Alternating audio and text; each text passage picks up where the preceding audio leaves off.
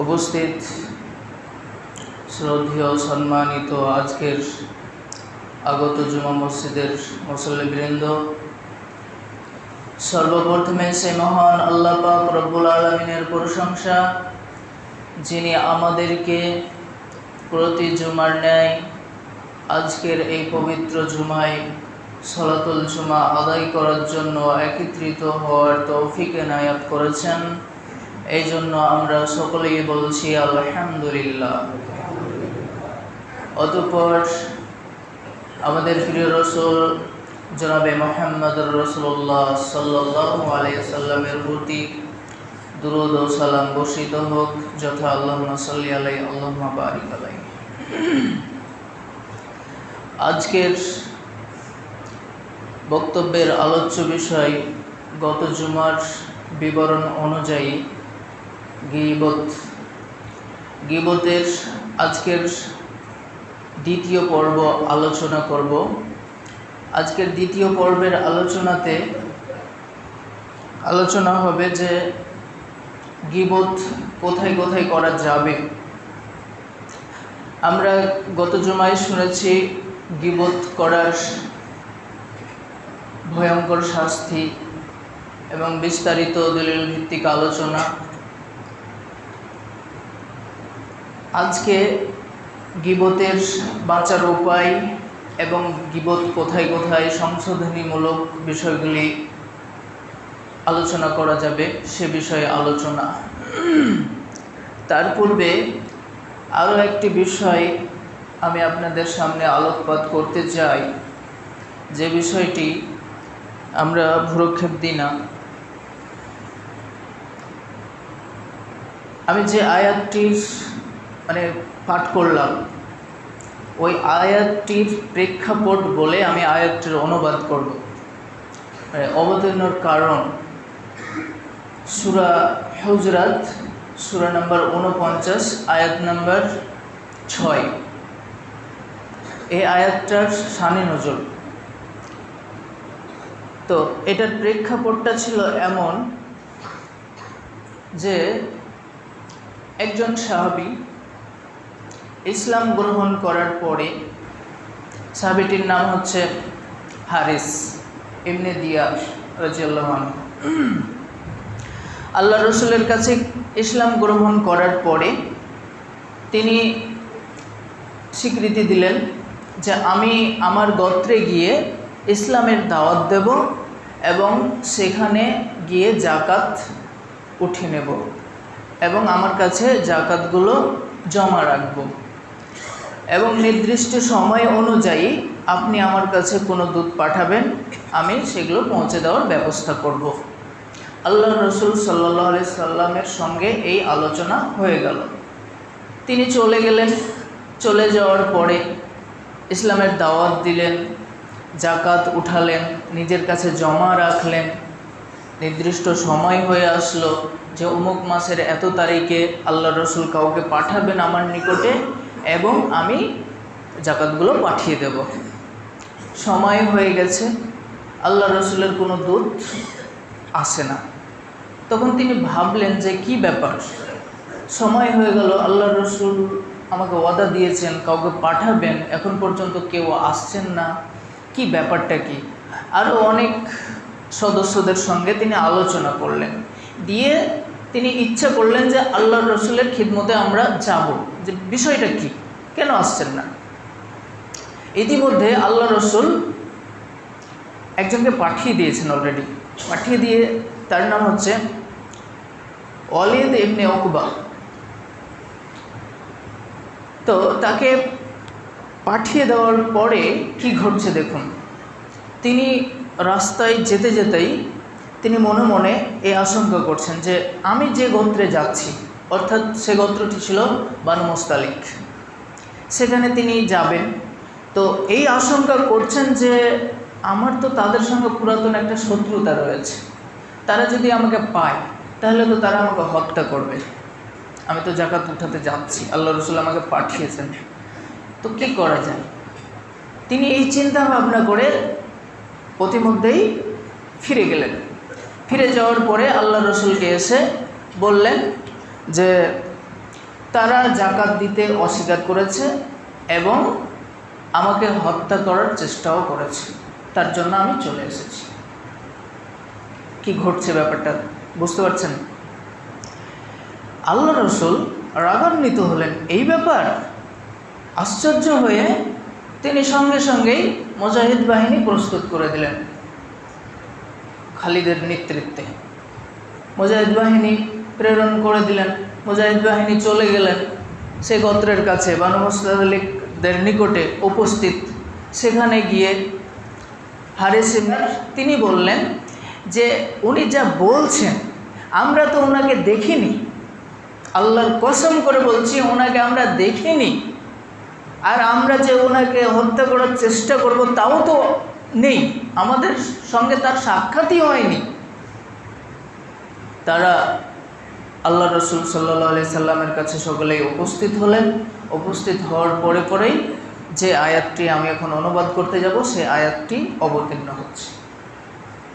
আল্লাহ সুবহানাহু ওয়া তাআলা সূরা হুজরাত সূরা নম্বর 49 আয়াত নম্বর 6, সেখানে আল্লাহ সুবহানাহু ওয়া তাআলা বলছেন, হে বিশ্বাসীগণ,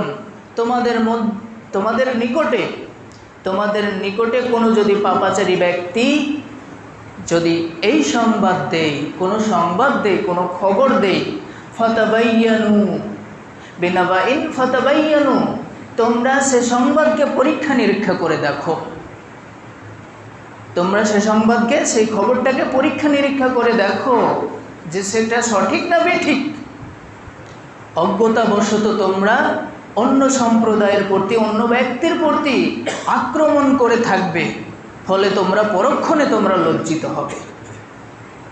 দেখতে পেলেন বিষয়টি? আশ্চর্য। বর্তমান পরিস্থিতিতে বলছি যে আপনার কাছে, আমাদের কাছে কোনো ব্যক্তি কোনো সংবাদ নিয়ে আসলো, সেই বিষয়টাকে আমরা কখনোই যাচাই বাছাই করে দেখলাম না, তদন্ত করে দেখলাম না। আমার কাছে আসলো, আমি অন্যজনের কাছে বলে দিলাম, সে আর অন্যজনের কাছে বলে দিল।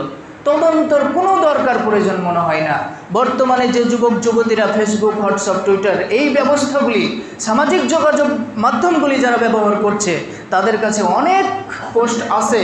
পোস্টগুলিকে হাদিসের কথা কি নবীর কথা তারা ভ্রুক্ষেপ করে দেখে না, একেবারে শেয়ারের উপরে শেয়ার, অন্যের কাছে আলোচনা, এর কাছে আলোচনা, একেবারে ছড়াছড়ি আর ছড়াছড়ি। তারা একটুকু ভেবে দেখলো না যে কথাটা সত্য কি মিথ্যা। কদিন আগে একটা পোস্ট আসলো, যে পোস্টে এই ধরনের, যে কোনো মহিলা যখন তার পেটে বাচ্চা থাকবে, প্রেগন্যান্ট অবস্থায়, সে ওই 3 কুল পড়বে, তাহলে তার বাচ্চার প্রসব বেদনা হালকা হয়ে যাবে। রেফারেন্স দেওয়া আছে বুখারী মুসলিম। আদৌ বুখারী মুসলিমে হাদিস নাই। এইগুলো ভুয়ো, একেবারে মিথ্যা, ডাহা মিথ্যা কথা, ফালতু। আর এই ধরনের পোস্ট একেবারে ছেলেরা পায় আর শেয়ারের ওপরে শেয়ার করে। একটু তদন্ত করার দরকার নেই, একটু যাচাই বাছাই করা দরকার। আরে আমি নিজে না জানি, একদম মৌলভী সাহেবের কাছে জিজ্ঞেস করব, যারা জানে তাদের কাছে জিজ্ঞেস করব, তারপরে তো বিষয়টি আমি অন্যর কাছে বলবো। মনে রাখবেন, আল্লাহর রসুলের একটি কথা জানা থাকলেও অন্যের কাছে পৌঁছে দেবেন, এটা দায়িত্ব আপনার আমার। কিন্তু যদি আল্লাহ রসুলের না হয় তাহলে কি হবে? যদি আল্লাহ রসুলের হয় আর অন্যর কাছে আপনি বলেন, তাহলে তো নেকি পেয়ে যাচ্ছেন। আর যদি আল্লাহ রসুলের যদি না হয়, তাহলে উল্টো কি হবে? বিপরীত হয়ে যাবে। আল্লাহর রসুলের চূড়ান্ত এবং কঠিন কথা এমনভাবে বলেছেন যে, হে লোক সকল, তোমরা শুনে রাখো, তোমরা যদি আমার উপরে কোনো একটি কথা মিথ্যা আরোপ করো, তাহলে তোমার জায়গা সরাসরি জাহান্নাম। একজন মানুষ চুরি করলে, একজন মানুষ পাপাচারে লিপ্ত হলে আল্লাহ রসুল সরাসরি জাহান্নামের কথা বলেননি, কিন্তু আল্লাহর রসুলের উপরে কোনো ব্যক্তি যদি মিথ্যা আরোপ করে, তাহলে সে সরাসরি জাহান্নাম। মুসলিম এবং বুখারী শরীফের হাদিস, একবারে সরাসরি পরিষ্কার কথা। ভাবা আমাদের দরকার। কোনো ফাসিক, কোনো পাপাচার, কোনো ব্যক্তি কোনো কথা কোনো ব্যক্তির নামে চলে আসলো, আমি অন্যর কাছে বলে বেড়াচ্ছি, আমি আদৌ ওই ব্যক্তির মুখ থেকে আমি শ্রবণ করলাম না। আল্লাহ সুবহানাহু ওয়া তাআলা আমাদের বুঝদান করুক এই বিষয়গুলিকে। আমি এখন আসব যে কতগুলি বিষয় এমন আমাদের মাঝে আছে যে বিষয়গুলি আমরা যদি বলি অন্যের কাছে, বললেও গীবত হবে না। সেই বিষয়গুলি কি? যেমন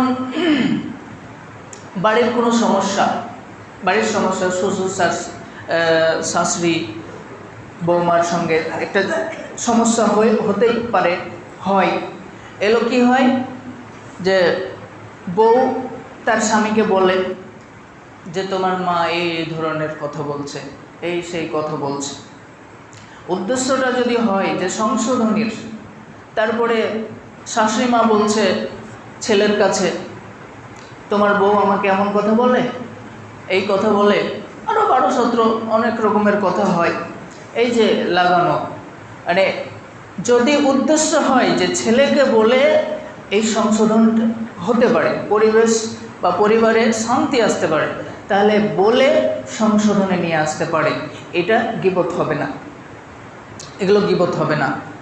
আর যদি ঝগড়া লাগাবার উদ্দেশ্য থাকে, পৃথক হয়ে যাওয়ার উদ্দেশ্য থাকে, তাহলে তো সেগুলো পাপ হবে, সেটা একটা অন্য বিষয়। এক কথায় সংশোধনীমূলক বিষয়ে যদি বলা যায় তাহলে এগুলো গীবত হবে না।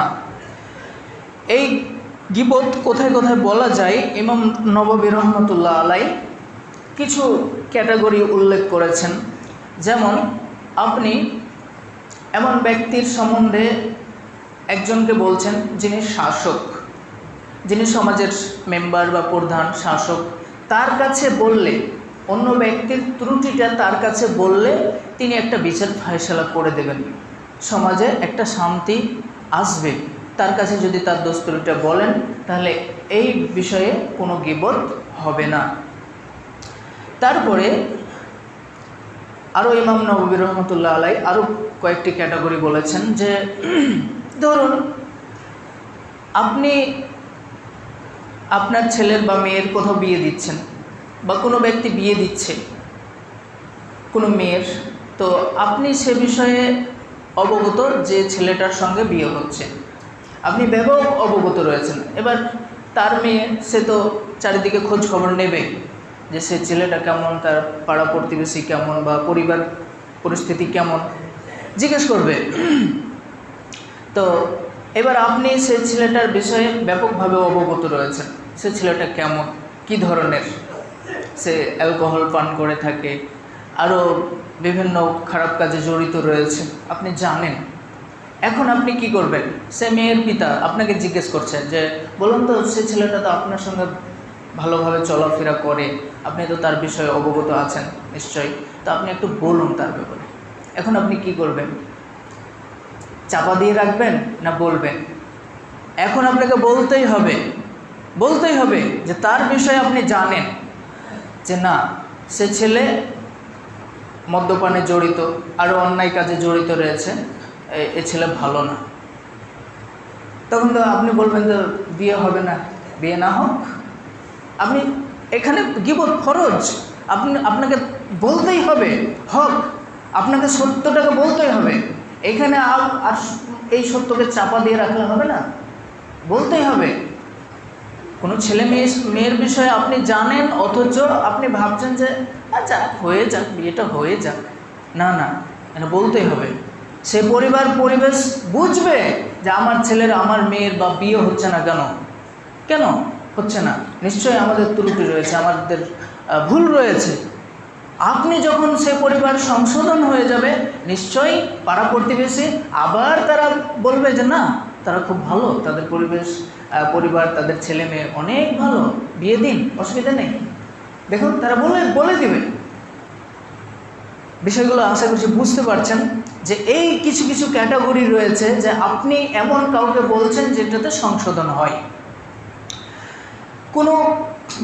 কোনো ধর্মীয় ব্যক্তির কাছে আপনি অন্য ব্যক্তির ত্রুটিটা আলোচনা করছেন, এই উদ্দেশ্যে আলোচনা করছেন যে অমুক ব্যক্তি তার এই বদ আচরণ, আপনি যদি একটু এই বিষয়ে একটু আলোচনা করে, তার বিষয়ে আলোচনা করে একটু যদি সংশোধন করেন তাহলে খুব ভালো হতো।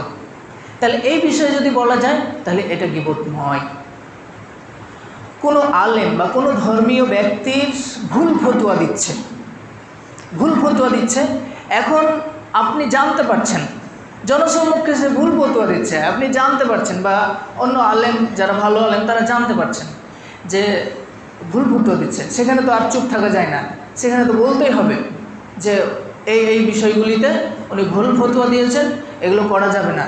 এগুলো গীবতের পর্যায়ে পড়ে না, এগুলো করা যায়, এগুলো বলা যায় মানুষকে সংশোধন করে দেওয়ার জন্য।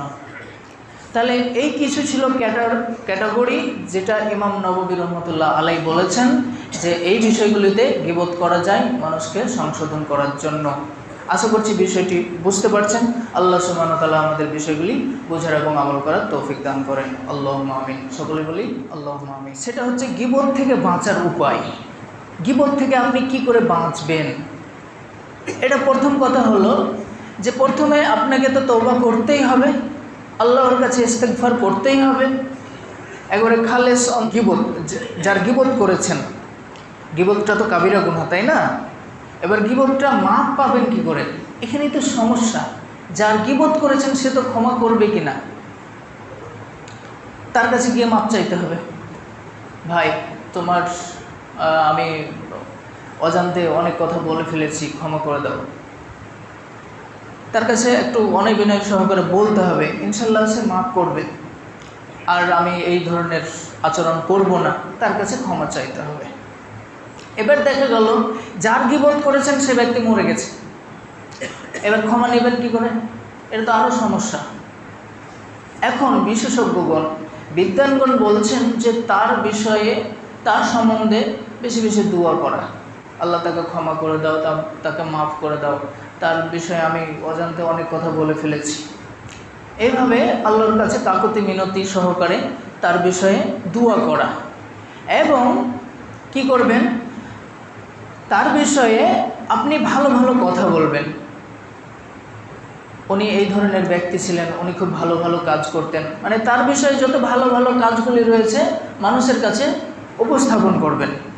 ইনশাল্লাহ এই বিষয়গুলি যদি বলেন তাহলে ইনশাল্লাহ আল্লাহ আপনাকে ক্ষমা করবেন, এটা আশা রাখি।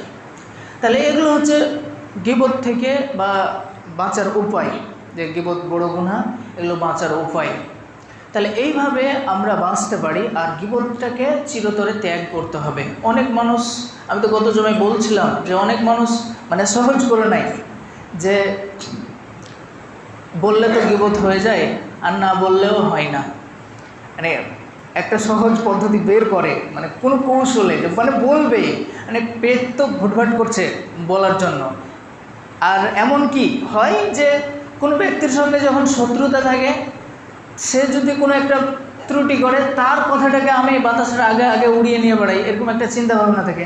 আর যার সঙ্গে আমার সম্পর্ক রয়েছে, সে যতই ভুল করুক না কেন, তার বিষয়ে আর আমি মুখ খুলতে চাই না, এরকম একটা ব্যাপার থাকে। তো যাই হোক, এগুলো আমাদের বর্জন করতে হবে। যত রকমের গীবত রয়েছে, পাপাচার রয়েছে, এগুলো বর্জন করতে হবে। সমাজে শান্তি ফিরে আসবে, পরিবেশ উন্নতি হবে, সংশোধন হবে সমাজ, আর উন্নত হবে সমাজ। আল্লাহ সুবহানাহু ওয়া তাআলা আমাদের এই বিষয়গুলি বুঝার এবং আমল করার তৌফিক দান করেন। আল্লাহুম্মা আমিন।